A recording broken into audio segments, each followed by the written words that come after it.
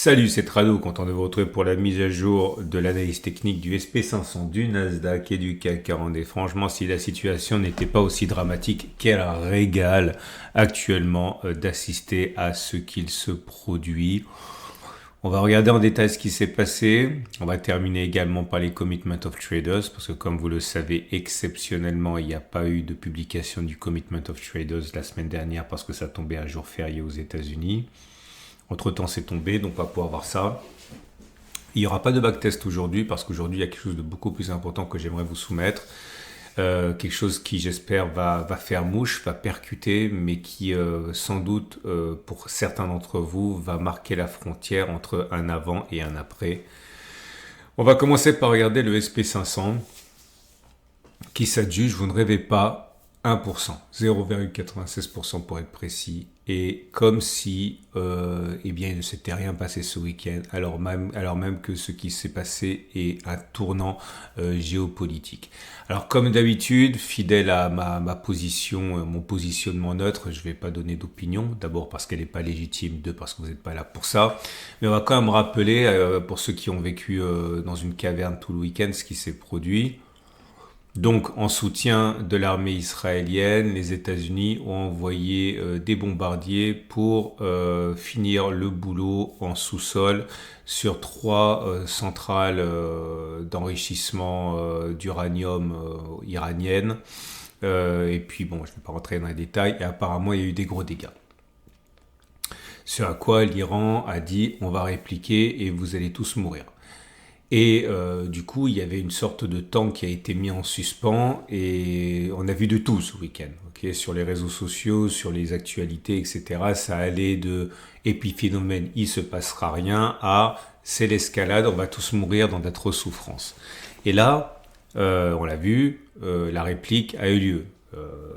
Mais ça, on ne le savait pas encore au moment où les marchés ont donné cette bougie-là, mais ça ne fait qu'appuyer ce que je dis, hein, vous allez voir. Dans l'immédiat, ce matin, les marchés ont ouvert avec plutôt de bonnes dispositions pour le SP500 puisqu'ils ont ouvert en léger territoire positif, donc loin de la baisse que certains craignaient. Et on termine à plus 1% comme si de rien n'était. Qu'est-ce que cela nous amène? Et c'est là vraiment que j'aimerais que vous preniez le temps de vraiment écouter. Vous savez, les individus normaux ne sont pas faits pour le trading parce qu'ils ont une sorte de biais, okay, de survie qui est néfaste. Je ne vais pas rentrer dans les détails, si vous en savez plus que moi, ce qui est sans doute le cas, vous allez mettre, je vous remercie pour ça, dans les commentaires, quelques précisions pour réaligner mon travail, mais je la fais courte, synthétique, droit au but. On a un biais, qui est un biais de survie. Okay. L'homme, c'est le fruit de millénaires d'évolution, pense avant tout à sa survie. Et il a tendance, et c'est inscrit dans son cerveau, à donner énormément plus d'importance aux signaux négatifs qu'aux signaux positifs. Ça veut dire que vous allez avoir, par exemple, dans le cadre d'un exemple financier, beaucoup plus de sensations à la perte de 1000 dollars ou 1000 euros qu'au gain de 1000 euros. Il y a une asymétrie. Pourquoi ? Parce que il vaut mieux être trop prudent pour survivre. C'est-à-dire que l'homme des cavernes, s'il entendait bruisser quelque chose derrière lui dans un buisson, valait mieux qu'il se casse vite fait, parce que 9 fois sur 10, ce sera un lapin, 1 fois sur 10, ça sera un prédateur, et il allait manger notre aïeul. Donc il valait mieux se casser, se sauver, d'étaler pour rien, plutôt que attendre d'être sûr que ce soit un danger et finir dans le ventre du prédateur. Okay, et voilà, c'est la loi c'est l'adaptation des espèces. Nous qui sommes là, nous avons bénéficié finalement de cet instinct de nos aïeux, de nos ancêtres, qui ont fait qu'eux ont survécu parce qu'ils étaient trop prudents, alors que les plus optimistes, ils ont fini dans l'estomac des prédateurs de l'époque. Et c'est ça dont on hérite actuellement. C'est-à-dire qu'on a tendance à accorder beaucoup plus d'importance au négatif qu'au positif. Appelez ça un biais de pessimisme, un biais de négativité, appelez ça comme vous voulez, mais c'est ça qui joue à plein et c'est ça qui vous plombe. C'est-à-dire que là où certains commencent à vouloir tout vendre, certains commencent à vouloir tout sauf acheter, certains veulent se couvrir en prenant des outils, des instruments dérivés, d'autres, en fait, voient surtout l'opportunité potentielle avec un risque mesuré et bien calculé. Et de la même manière que lorsque les marchés se sont effondrés le 7 avril en plein cœur de l'escalade trumpiste, eh bien, d'autres ont commencé à acheter massivement. Et je vais pas me vanter parce que je suis loin d'être le seul. Et puis deux, c'est pas l'objectif, mais c'est simplement pour vous dire que voilà, je vous ai montré que moi, mes 2 points d'achat, c'était sur le CAC 40 ici. Mes 2 points d'achat ont eu lieu ici, quasiment au même endroit. Une fois ici, une fois là. Ok? Au pire de la baisse, quasiment. Ok, et tout simplement pour vous dire que avec le temps, vous apprenez à vous défier de ce biais ultra prudent, ce biais de pessimisme qui fait que nous, les humains, nous sommes les résultats heureux de cette prudence excessive, mais en tant que trader, c'est terrible parce que on n'est pas là non plus pour réagir, on est là pour agir en toute connaissance de cause. Et au moment où les cours sont au plus bas, généralement, le pire est envisagé. Et peut-être qu'il va se passer des choses horribles et peut-être que je vais être le premier à manger mon chapeau. Mais vous voyez bien que les narratifs qu'on avait sur les réseaux sociaux, etc., étaient extrêmement pessimistes. Ça ne veut pas dire que ça ne va pas arriver, ça ne veut pas dire qu'on ne va pas se prendre une bombe nucléaire de la part de la Chine ou de la Russie ou de la Corée du Nord, comme j'ai pu le lire à droite à gauche. Ça ne veut pas dire que l'Iran ne va pas se venger en nous envoyant une Corée importée d'un autre pays, comme j'ai pu le lire. Mais pour l'instant, on avait peur et on s'est fait peur pour rien, pour l'instant. Pareil, certains disaient... On va attendre quand même la réaction iranienne. La réaction, elle est tombée il y a 3 heures. Ça a été une réaction à minima. On a bien vu, ils ont envoyé quelques missiles sur la base militaire des États-Unis. Non pas sur le territoire américain parce que ça aurait été un arrêt de mort, mais surtout il ne fallait pas faire de victimes, donc ils ont bien préparé tout le monde à l'avance. Attention, on vous envoie un missile, faites bien attention de bouger, de les détruire avant qu'on tue quelqu'un sans y avoir une escalade, etc., etc. Ça a été fait. Certains disent que ce bombardement, cette tentative de bombardement ou d'attaque iranienne, en fait c'est une désescalade qui ne dit pas son nom. Qu'est-ce que je suis en train de vous dire? Je suis en train de vous dire qu'une fois de plus, on a voulu être super prudent et sans doute avons-nous été super prudents à juste titre, mais ce qui est vrai au niveau géopolitique, ce qui est vrai au niveau de l'espèce humaine n'est pas forcément une bonne chose pour le trader qui doit à un moment ou à un autre prendre des paris risqués avec des objectifs et des pertes potentielles calculées. Ok, bon, maintenant on va voir ce qui va se passer, j'en sais rien, mais voilà, simplement mettez-vous ça sous le coude ou derrière la tête, etc. Et gardez-le pour la prochaine fois. Parce que pour l'instant, encore une fois, on termine en hausse, alors qu'entre-temps, eh bien, il y a eu Fordo et il y a eu la réaction iranienne. Ok, alors on est pour l'instant à plus 1%. Et si je vous montre, non, je ne vais pas vous montrer, mais bon, pour l'instant, les marchés sont fermés, mais ils continuent à bien réagir. Ok, donc, qu'est-ce que ça nous dit tout ça? On va faire un petit tour d'horizon. Tout d'abord, le VIX, le fameux VIX dont on m'a demandé de faire un suivi un petit peu plus régulier, pas de souci, voilà. C'est l'indice de la peur. Le VIX perd 5%. Autrement dit, moins de peur. L'or, qui est un très bon marqueur de l'inquiétude, moins 0,6%. Le plus important, j'ai envie de dire, le pétrole. Regardez le pétrole, il a ouvert ici. Et depuis, on a perdu sur la séance en question 7%. Et on est en train d'enchaîner avec un moins 5%. Moins 7, moins 5. Tout ça pourquoi? Parce que dans un premier temps, on a craint détroit d'Ormuz, fermeture, explosion du prix du pétrole, parce qu'il y a 20% du pétrole et du gaz, enfin 20-25 qui passent par là-bas. On s'est dit ça va être une catastrophe. Et là, regardez, ça s'effondre. Si vous avez acheté en étant logique, entre guillemets, vous êtes en train de subir une perte biblique, apocalyptique. Ok, voilà. Donc pas de peur et apparemment tout va dans le sens de la fameuse désescalade. Ok. Donc ce qui nous amène au SP500, bah, pour l'instant pas grand chose, on est toujours sur une structure haussière avec des pics ascendants, des creux ascendants, et la structure sera haussière tant qu'on ne clôturera pas en dessous des 58,30, 57,67. Si on devait clôturer en dessous, eh bien la structure deviendrait neutre. Okay. Si vous avez bien un biais acheteur, vous pouvez acheter maintenant, hein, en vous disant on n'ira pas plus bas qu'au pire de la panique. Ok, donc stop de protection en dessous des plus bas. Vous pouvez prendre un stop de protection un petit peu plus large, ok, sous la structure.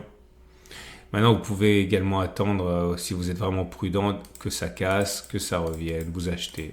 Ok, classique.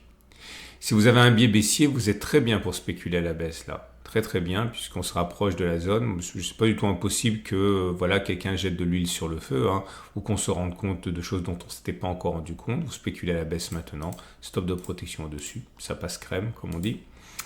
N'oubliez pas que je vous ai parlé de la fourchette d'Andrews qui invite à considérer à la fois le ralliement de la médiane et le refus de médiane. Regardez ça. Si j'utilise ma fameuse fourchette d'Andrews, qu'est-ce que vous voyez? On est à 2 doigts de faire un refus de médiane. Bon, c'est pas très clair.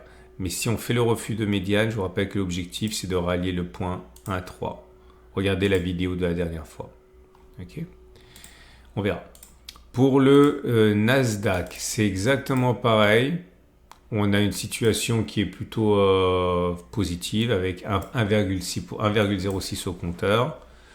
Si vous avez un biais acheteur, vous pouvez acheter maintenant en vous disant que ça y est, c'est terminé, on a connu le pire. Stop de protection en dessous. Vous pouvez prendre un stop de protection plus large sous la structure. Okay. Si vous avez un biais baissier, vous êtes parfait pour spéculer à la baisse ici. Okay. C'est tout à fait possible. Et si vous voulez maintenant vous intéresser au Nasdaq, au CAC 40 par contre, alors le CAC 40 il est pas très bien là, hein. Depuis qu'on a cassé sa structure, regardez, on a des pics ascendants et des creux descendants. On est sur un régime neutre, donc parce que voilà, il faudrait que les pics soient descendants et que les creux soient descendants pour avoir une tendance baissière. C'est pas le cas, c'est une tendance indécise, on n'a rien pour l'instant. Pas impossible que l'on continue de baisser, on va voir. C'est sans doute ce qu'il y a de moins facile à trader, ça, mais entre-temps, on a eu la délicatesse d'aller fermer un gap ici. Et ça, c'est une très bonne chose, parce qu'on en avait trop qui étaient ouverts. Donc, certains comprendront, et je fais partie de ceux-là, qu'il est plausible que la baisse soit terminée sur le niveau actuel. On va voir. Okay. En tout cas, si vous êtes acheteur et que vous êtes agressif, vous pouvez acheter maintenant. Vous allez vous dire, on va se mettre dans la roue des Américains. Vous pouvez attendre que le couteau se plante quelque part. Ok, c'est pas impossible. Il y a une zone de support ici. Ok, ça c'est une zone de support. Vous savez que si ça descend, vous achetez. On en reparlera au moment où ça se produira. Maintenant, si vous êtes vendeur, vous pouvez vous dire, ok, on a cassé ce support, il a changé de polarité, il est devenu résistance, ça va baisser, stop de protection au-dessus. Ça passe aussi. Ok. Avant de passer au Commitment of Traders pour ce format exceptionnellement long du lundi, je continue avec l'aide de mon ami ChatGPT, la mise en bouche avant l'ouverture du club des Tradosoriens et de sa nouvelle offre. Attendez, c'est le 1er juillet, donc il reste 25, 26, 27, 28, 29, 30, 31, 7 jours. Et le nouveau élément de teasing est celui-là. Donc vous allez trouver une vidéo exclusive avec un setup privé. Vous allez avoir un mois d'accès au Discord privé. Vous allez avoir des graphes particuliers, des informations particulières avec des codes, des arts, des structures pour d'autres marchés que ceux que je vois. Et vous allez avoir quelque chose que beaucoup m'ont demandé. Vous savez, je reçois beaucoup de mails et j'essaie vraiment d'être le plus rapide possible pour répondre aux mails qu'on m'envoie. Malheureusement, je reçois beaucoup de mails et ça, je vous en remercie parce que c'est une marque de confiance avant tout, mais certains s'impatientent et c'est normal. Et bien, sachez que là, dans le cadre de ce club des Tradosoriens et dans le cadre du Discord, vous allez avoir une priorité dans mes réponses, c'est-à-dire que normalement là où j'accepte là où je réponds dans l'ordre d'arrivée toujours parce que voilà parce que ça prend du temps et donc là effectivement vous aurez un espace particulier pour poser des questions si vous avez besoin de réponses le plus vite possible. Eh bien il y aura une liste d'attente, mais c'est une liste d'attente parallèle sur le club. Donc, ouais, quelque part, c'est normal. Hein, si vous me faites confiance et vous accédez au service, vous êtes prioritaire dans les réponses que je pourrais vous apporter. Donc ça, c'est quelque chose qui était beaucoup demandé et vous aurez une priorité dans les réponses que vous pourrez me poser si vous avez des besoins d'un élément de réponse. Voilà. Le prix, non, vous ne l'aurez pas parce que ChatGPT m'a dit on termine avec le prix, on commence jamais avec le prix. D'abord, on dit la qualité du produit. Donc, à la toute fin, je vous dirai combien c'est. Ok, mais je le répète pour les impatients, je ne pense pas qu'on puisse véritablement trouver moins cher que ça. On peut trouver mieux, on peut trouver plus cher, mais ce que je vous propose, au prix où je vous proposerai, je ne crois pas que vous trouverez moins cher. Les Commitment of Traders. Alors on va commencer par le SP500 et regarder ce que nos amis les institutionnels, les non-commercials ont fait.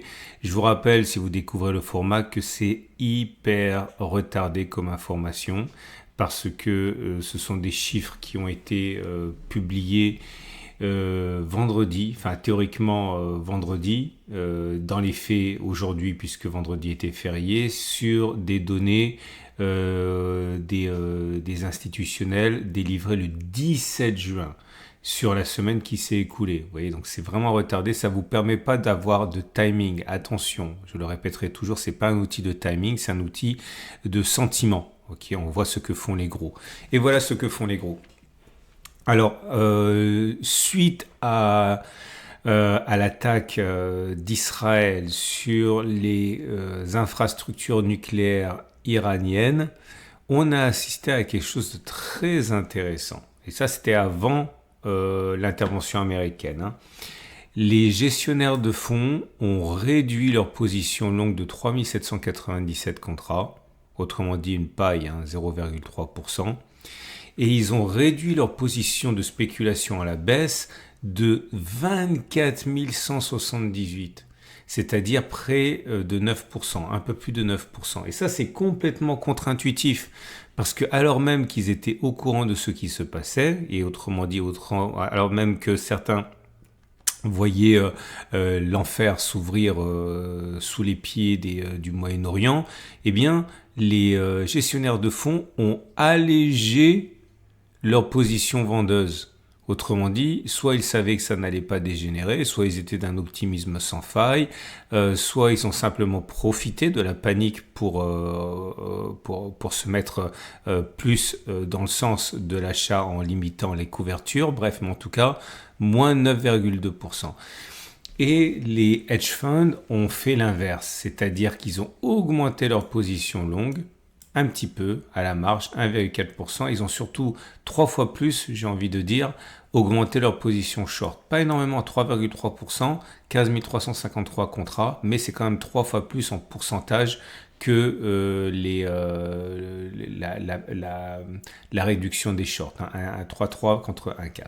Et tout ça pour dire que effectivement les hedge funds étaient dans le sens de la baisse et les gestionnaires de fonds se sont mis encore plus dans le sens de la hausse.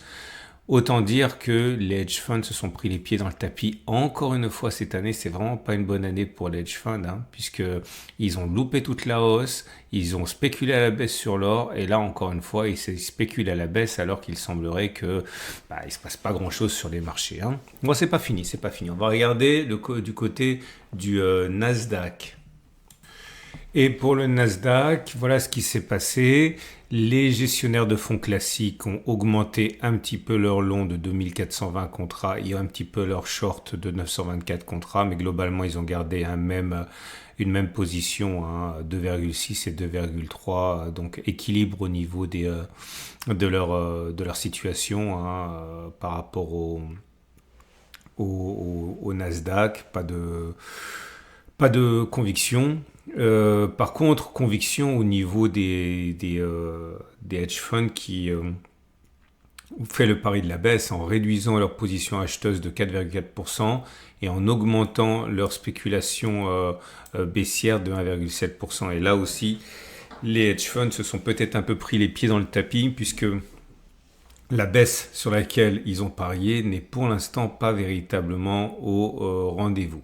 En tout cas, tout ça me donne deux choses à penser. La première, c'est que voilà, les hedge funds, c'est pas toujours facile, hein, ils gagnent pas toujours de l'argent. Encore une fois, ça fait depuis le début de l'année, c'est assez difficile d'être gestionnaire de fonds de hedge fund.